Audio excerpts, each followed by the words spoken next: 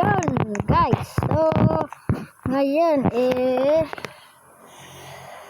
tuturuan ko kayo ulit paano mag-wall hop. So, kasi yung first episode ko kasi medyo hindi pa kasi tayo marunong, no? So, ngayon, nag-practice ako ng maraming beses. Maraming step na. Nang mag So, ngayon, tayo natin. Let's go, guys. Ito po yung tutorial ko. So, una yung ginawa ko dun. Ginanito ko yung camera.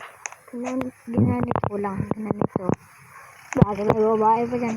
Ginanito ko lang at i-prenes ko yung ano yung junk. Pinutin nyo out. Tapos, yung shift lock, pindutin nyo lang. Yung shift lock. Ganyan lang. Ganyan agad lang kasi. Naglalag kasi. Sobrang lag kasi.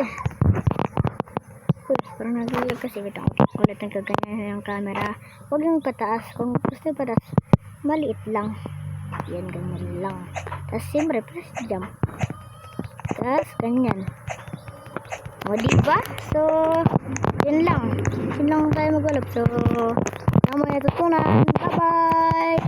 Make sure naka-like at subscribe na kayo. Bye-bye! Peace out! Subscribe!